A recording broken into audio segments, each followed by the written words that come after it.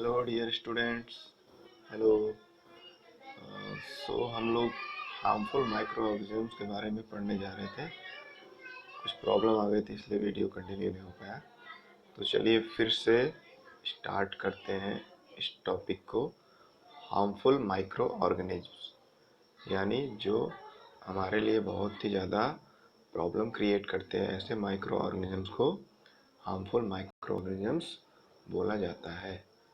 यानी जो हमारे इंसानों में, ह्यूमंस में, प्लांट्स में, एनिमल्स में जो बीमारियां पैदा करें जिससे वो अफेक्ट हो फिजिकली, तो उनको क्या है, हार्मफुल माइक्रो ऑर्गेनिज्म की कैटेगरी में रखा गया है। जैसा कि हम लोग अभी तक पढ़ते आ रहे हैं कि कुछ माइक्रो ऑर्गेनिजम्स यूजफुल हैं तो कुछ हार्मफुल हैं।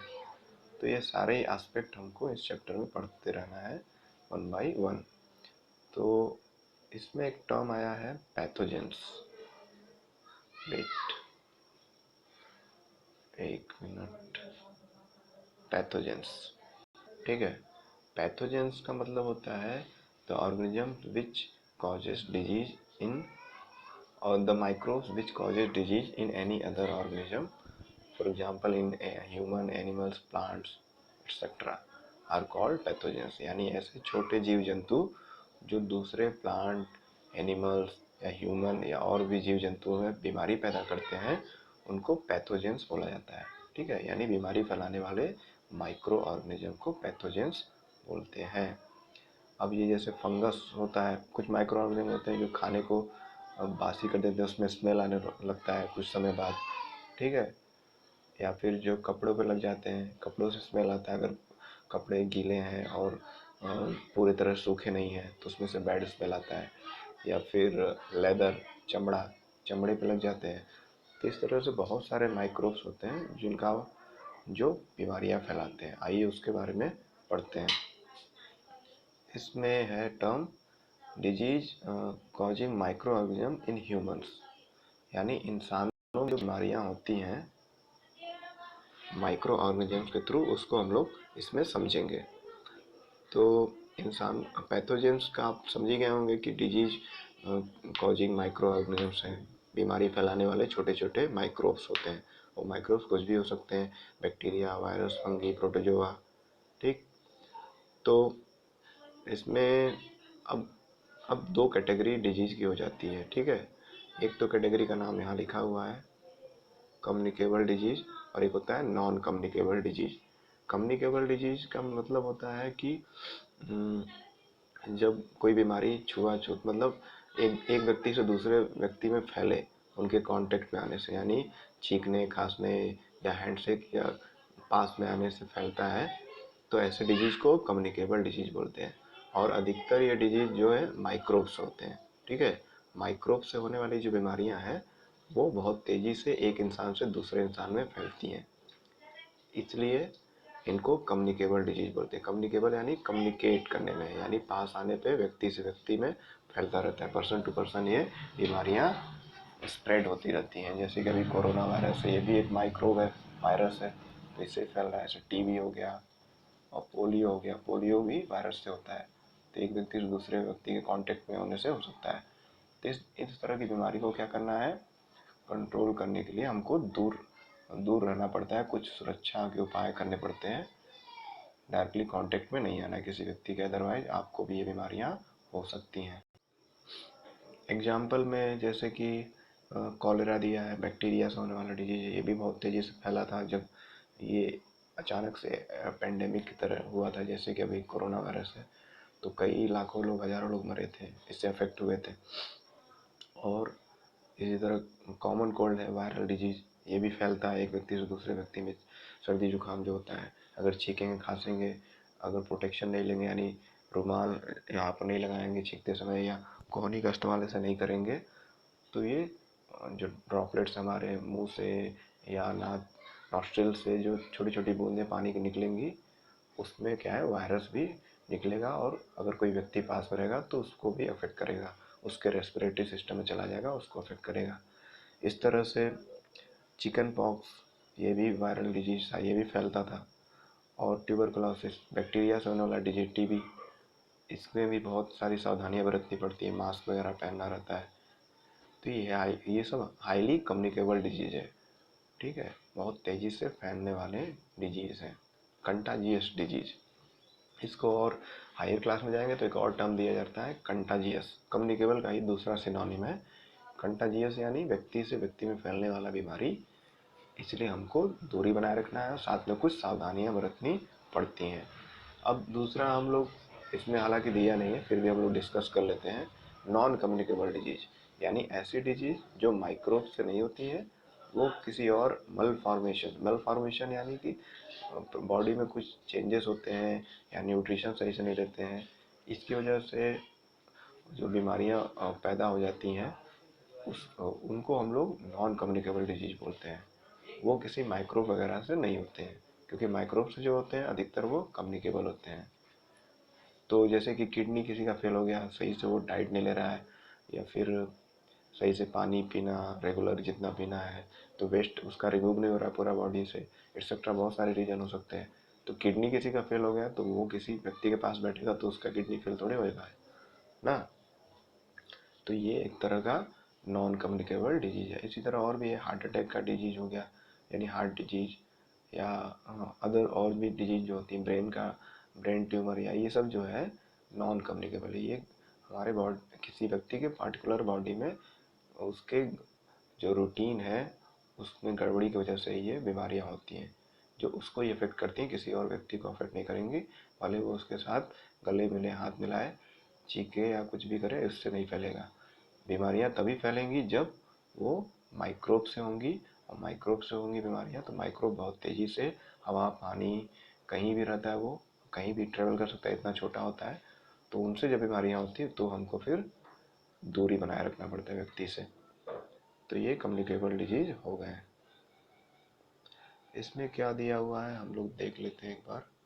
यहाँ पर वही दिया हुआ है कि कोई व्यक्ति छींके तो उसको क्या करना है, हैंकरचीफ लगाना है यहाँ पर, मतलब एकदम ढक लेना है, साथ में जो भी सावधानियां बरत सकते हैं ताकि छींक की बूंदें जो निकलेंगी वो दूसरे व्यक्ति पर न जाए, क्योंकि हवा के साथ या और माध्यम से ये वायरस वगैरह फैल सकते हैं और दूसरे हेल्दी पर्सन को भी अफेक्ट कर सकते हैं, ठीक ना। जैसे यहाँ पे वही प्रिकॉशन के लिए बताया गया है कि हमको हैंकरचीफ यूज करना चाहिए, या जो हमारा ये है एल्बो, इसमें हमको छींकना चाहिए जब भी आए, ताकि वो बूंदे आप ही तक रहें, दूसरों को ना फैले। तो ये सब सावधानियां हम लोग बरत सकते हैं, और भी बहुत सारी हैं। अब हम लोग समझते हैं एक नया टर्म जिसका नाम है कैरियर। कैरियर, वेट, ये कैरियर, कैरियर या जिसको हम क्या बोलते हैं, एक मिनट,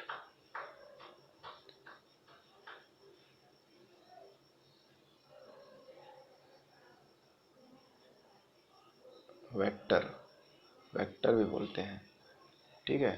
यानी ऐसे कुछ जीव जंतु होते हैं छोटे छोटे जो वायरस को एक जगह से दूसरी जगह, मतलब एक इन्फेक्टेड पर्सन से एक हेल्दी पर्सन में ट्रांसफ़र करते हैं, ठीक है। ये खुद बीमारी नहीं होते हैं, ये केवल बीमारी के एजेंट्स को, यानी माइक्रोब इंसान से दूसरे में ले जाने में एक बड़ा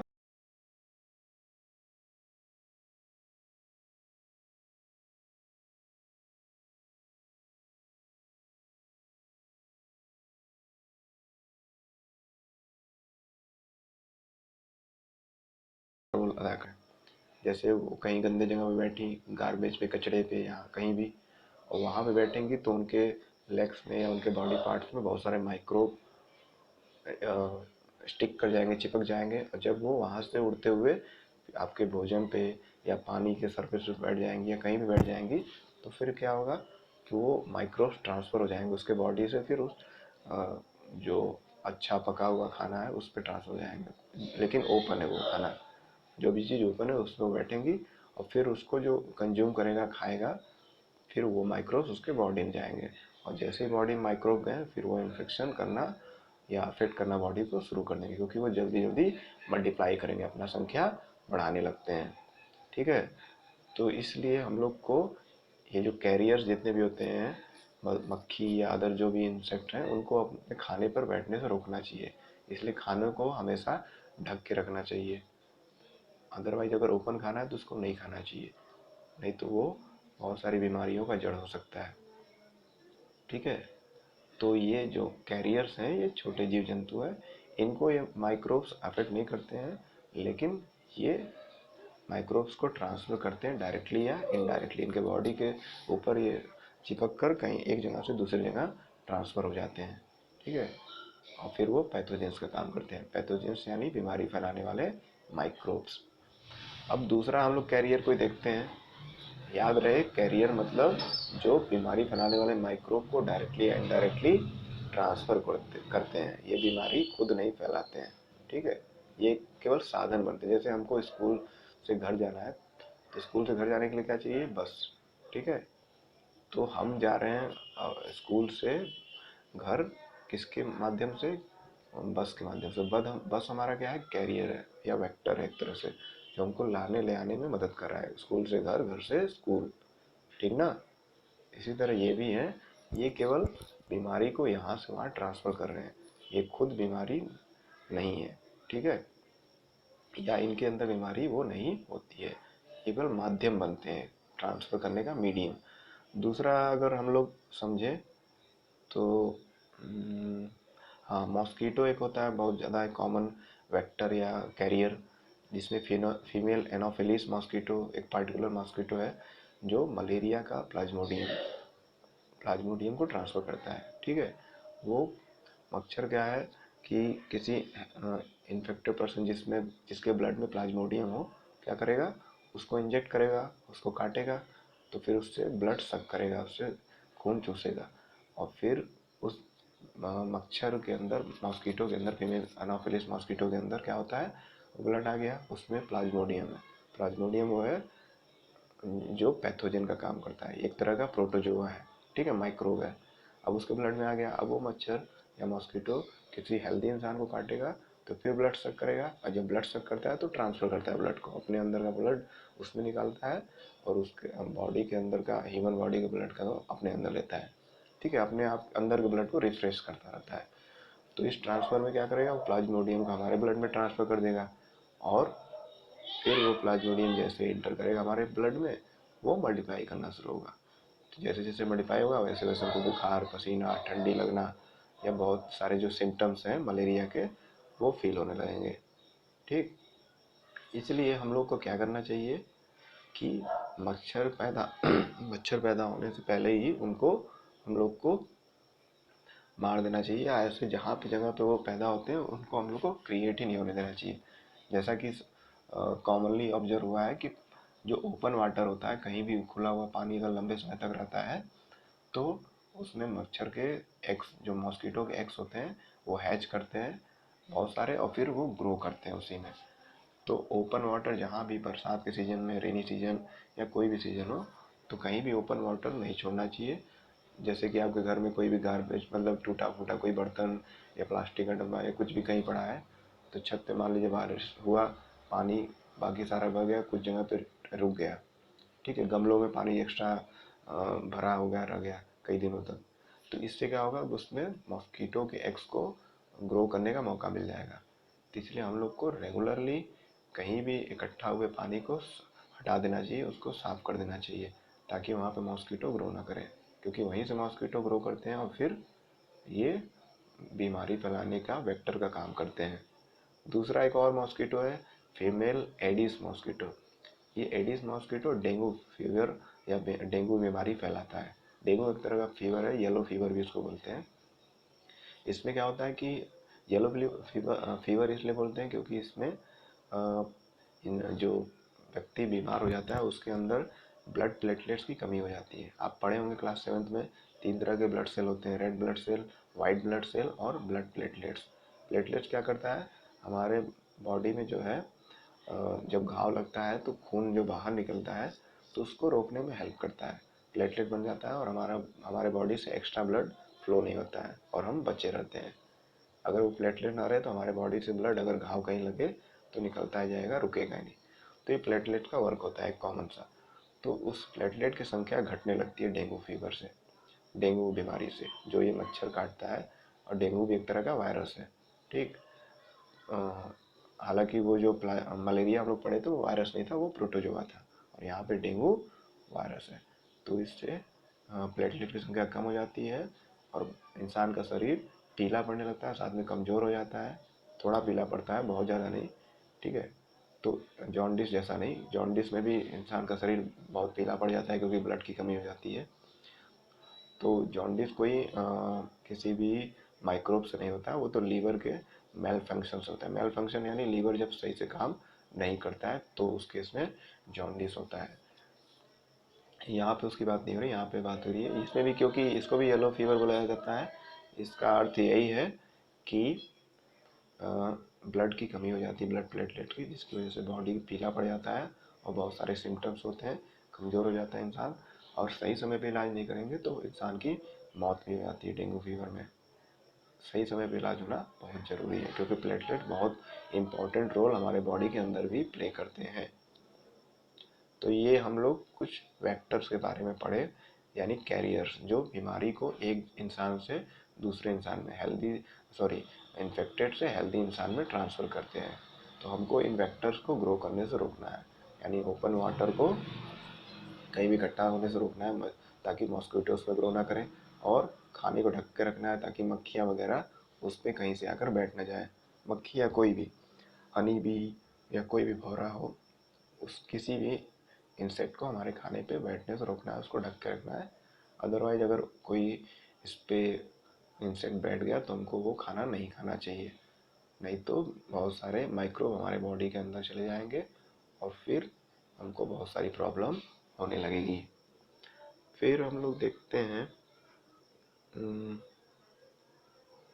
हाँ, यहाँ पर कई सारे एडवाइस दिए गए हैं कि पानी को इकट्ठा रखने से कैसे रोकना है, साफ सफाई रखना है, ठीक। तो ये बोला गया था। फिर अब आते हैं कुछ कॉमन ह्यूमन डिजीज, ठीक है। माइक्रोब्स के द्वारा इंसानों में क्या क्या कुछ कॉमन डिजीज हम लोग पढ़ेंगे। कॉमन यानी कुछ पढ़ेंगे, ऐसे तो बहुत सारे हजारों या सैकड़ों डिजीज होते हैं, लेकिन कुछ जो बहुत ज़्यादा कॉमन है, बहुत ज़्यादा हाईलाइटेड रहते हैं, अधिकतर केसेस इसके आते हैं, तो उसके बारे में हम लोग समझेंगे वन बाय वन। जैसे कि पहला हो गया यहाँ पर ट्यूबरकुलोसिस, टीबी। टीबी जो होता है बैक्टीरिया से होता है, और बैक्टीरिया एयर के थ्रू, और ये बीमारी कैसे ट्रांसफ़र होता है, एयर के थ्रू, हवा के थ्रू, ठीक है। अब इसको प्रिवेंटिव मेजर कैसे बचाना है, बचाव कैसे करना है, कि हम लोगों को क्या करना पड़ेगा कि जो मरीज इससे इन्फेक्ट हुआ है ट्यूबरकुलोसिस या बैक्टीरिया से, मतलब बैक्टीरिया जो टीबी फैलाता है, जिसका नाम होता है माइकोबैक्टीरियम ट्यूबरकुलोसिस, ठीक है। उसी के नाम से इस बीमारी का नाम ट्यूबरकुलोसिस पड़ा है। तो इस केस में उसको आइसोलेशन में रखते हैं। आइसोलेशन यानी अकेले, क्योंकि अगर किसी के और के साथ रहेगा तो उसको भी ये बीमारी फैल जाएगी। तो उसको अकेले रखेंगे साफ़ सुथरी जगह पर, रेगुलर उसका कपड़ा या सब कुछ साफ होगा। और पेशेंट जो भी उसकी सामान चीज़ें वगैरह है मरीज़ की, अगर वो घर में रह रहा है तो उसको अलग रूम में रखा जाएगा और उसके सामान को अलग ही रखा जाएगा, जो वो डेली यूज कर रहा है, ब्रश या जो भी साबुन, तेल, वॉटेवर। और इसका एक टीका भी लगता है, वैक्सीन, जैसे कि हम लोग पढ़े थे अभी, ताकि किसी को टीबी बीमारी ना हो, टीबी की बैक्टीरिया अफेक्ट ना करें। उसका टीके का नाम होता है BCG, bacillus coumarin, bacillus coumarin garnet, कुछ इसी तरह का नाम होता है, ठीक है। हाँ, तो टीबी जो होता है उसके लिए वैक्सीन जो होता है वो BCG होता है, बैसिलस कालमेट ग्यूरिन, उसका एग्जैक्ट नाम है। और इस केस में क्या करना है, बीमार व्यक्ति को सबसे अलग रखना है, उसका साफ सफाई का ध्यान देना है, उसकी सारी चीज़ों को अलग ही रखना है जो वो डेली यूज करता है। जो भी व्यक्ति कोई डेली यूज करता है, तो अगर वो टीबी से इन्फेक्टेड है या बीमार है तो उसको उसकी सारी चीज़ों को अलग ही रखना है। और सही एज में इसको, बचपन में या कुछ पार्टिकुलर एज में इसका टीकाकरण होता है। तो उस समय अगर कोई व्यक्ति इसका वैक्सीन लगवा लेता है अपने बॉडी में, तो बहुत कम चांसेस रहते हैं कि ये टीबी से इन्फेक्ट हो।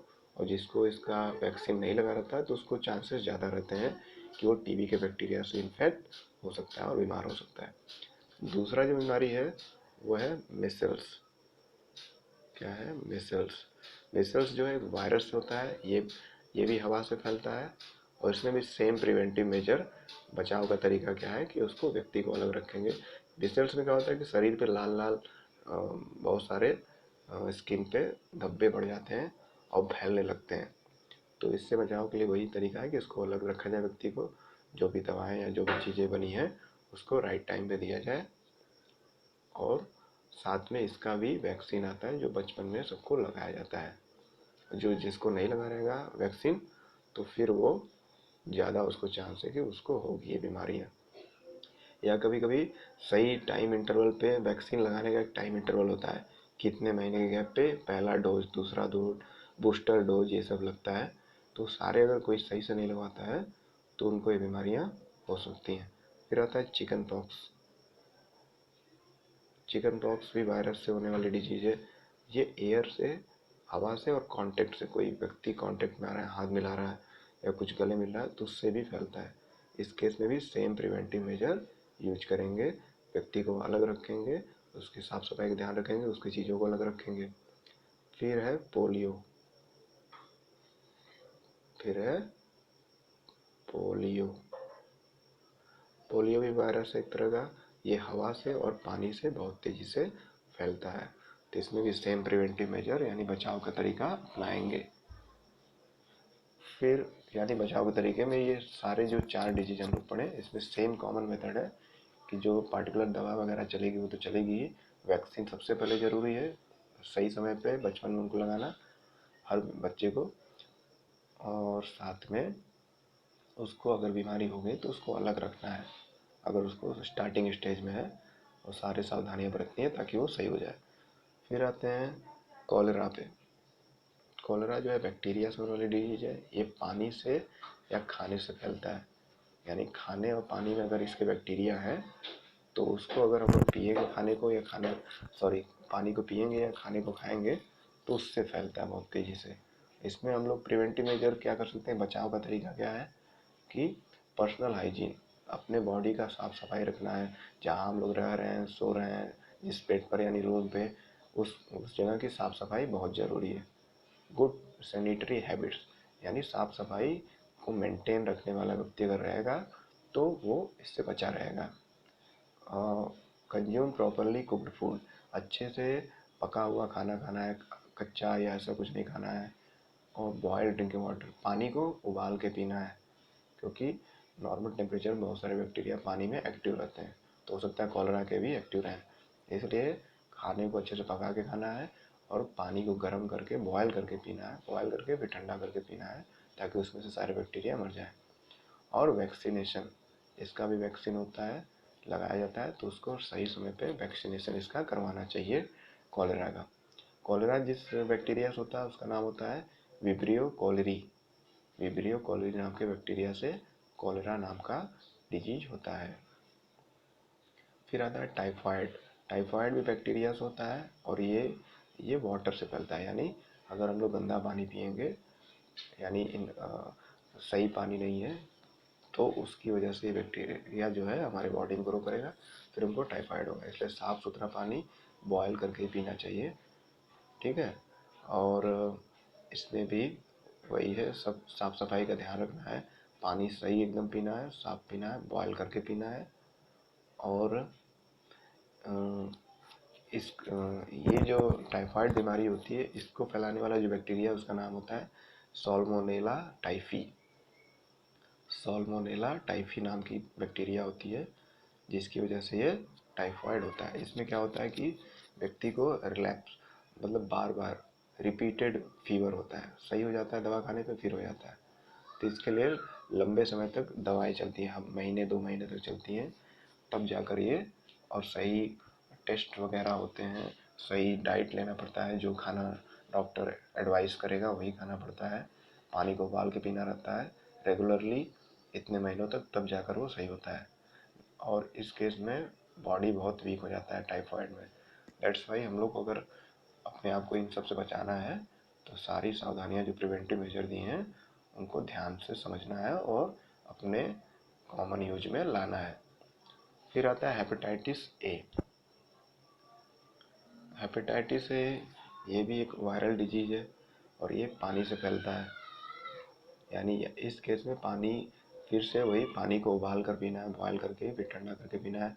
वैक्सीनेशन करवाना है, सही समय पर इसका वैक्सीन अपने बॉडी में इंजेक्ट करवाना है, ठीक, ताकि इसके बैक्टीरिया या सॉरी इसके वायरस जो है बॉडी में इंटर करे तो वो हमारा बॉडी उनको ख़त्म कर दे और हम बीमार ना हो पाए इससे, ठीक है। तो हेपेटाइटिस एक तरह से हमारे लीवर को या कुछ और पार्ट्स को अफेक्ट करता है। फिर आते हैं हेपेटाइटिस के और भी टाइप्स होते हैं। हेपेटाइटिस ये ए है, बी भी होता है, अलग अलग कैटेगरीज है, वो हायर क्लास में आप पढ़ेंगे। फिर है मलेरिया। मलेरिया जो होता है प्रोटोजोआ से होता है, ठीक है। प्रोटोजोआ में पार्टिकुलर ऑर्गेनिज्म है प्लाज्मोडियम, उससे होता है। प्रोटोजोआ एक बहुत बड़ा मतलब ग्रुप है एनिमल्स का, उसके अंदर आता है प्लाज्मोडियम, तो उससे होता है। और इसका वेक्टर क्या है, किससे ट्रांसफ़र होता है? ये हवा पानी से ट्रांसफ़र नहीं होता, ये होता है वेक्टर से, यानी किसी जीव से, किससे? मॉस्किटो से। और वो कौन सा मॉस्किटो है? Female anopheles mosquito. आप ध्यान अगर देंगे तो जितने भी मॉस्किटो फीमेल वाले हैं वो क्या करते हैं, उनका हैबिट होता है ब्लड सक करने का, ठीक है।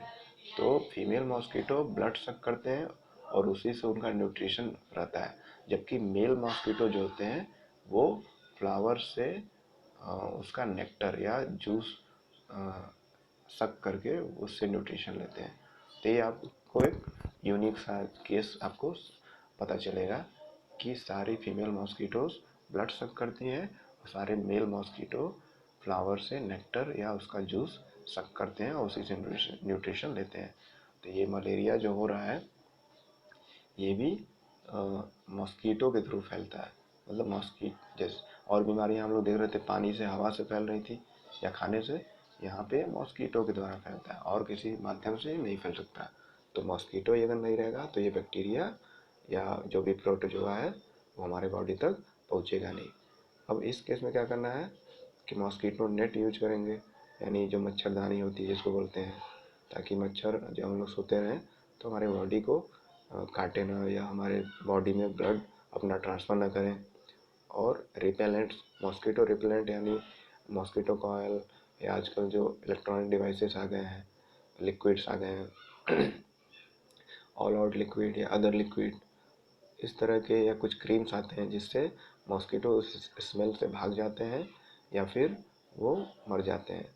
तो ऐसे चीज़ों को यूज़ करना है ताकि मॉस्किटो हमसे दूर रहें और हम उनसे बचे रहें। और इंसेक्टिसाइड, कुछ केमिकल होते हैं उनका छिड़काव करना ज़रूरी होता है, इंसेक्ट को मारने वाले इंसेक्टिसाइड्स, ठीक है। जिससे क्या होता है, इंसेक्टिसाइड का छिड़काव कर देंगे तो मॉस्किटो पैदा नहीं होंगे। और पानी जहाँ इकट्ठा हो रहा है उसको रेगुलरली हटा देना ताकि वहाँ पे मॉस्किटो ग्रो ना करें।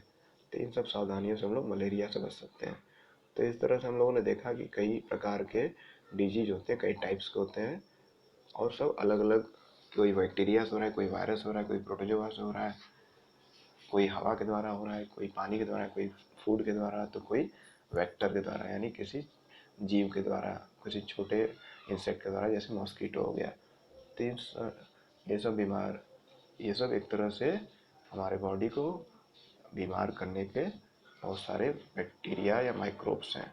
ये हार्मफुल बैक्टीरिया मतलब हार्मफुल माइक्रो ऑर्गेनिजम्स है, तो हमको इनसे बच के रहना चाहिए। फिर उसके बाद हम लोग पढ़ते हैं नेक्स्ट टॉपिक जो है disease causing microbes in animals. अभी तो हम लोग ह्यूमंस में पढ़े कि इंसानों में कैसे माइक्रो ऑर्गेनिज्म बीमारियां फैलाते हैं। अब हम लोग पढ़ते हैं एनिमल्स में। जैसे इंसानों में बीमारियां होती हैं उसी तरह एनिमल्स में भी बहुत सारी बीमारियां होती हैं माइक्रोब्स के द्वारा।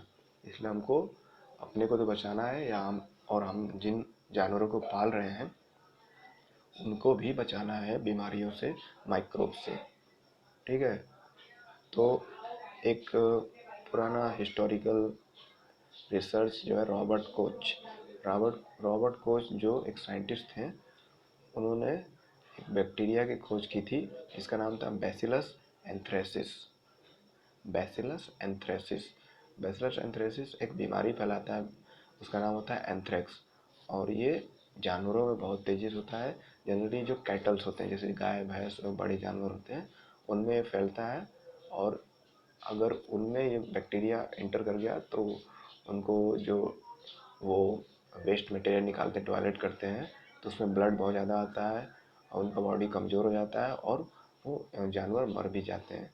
इसलिए हमको अपने जानवरों को भी बचाना है, क्योंकि उनसे हम लोग बहुत सारा बेनिफिट लेते हैं, मिल्क लेते हैं या अदर प्रोडक्ट। तो इसके बारे में सबसे पहले रॉबर्ट कोच ने हमको बताया था, इस बैक्टीरिया के बारे में रिसर्च किया था, ठीक है।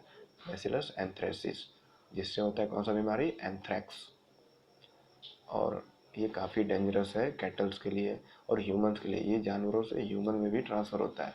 जैसे आप गाय पालें या भैंस पालें हैं, उसमें बैक्टीरिया, उसका दूध दुहने आप जा रहे हैं, उसकी केयर करने जा रहे हैं, उसको खाना पीना सब दे रहे हैं, तो उसके कांटेक्ट में आने से आपको भी ये बीमारी फैल सकती है, क्योंकि ये माइक्रोब से हो रहा है बीमारी, और माइक्रोब से होने वाली बीमारी फैलती ज़रूर है।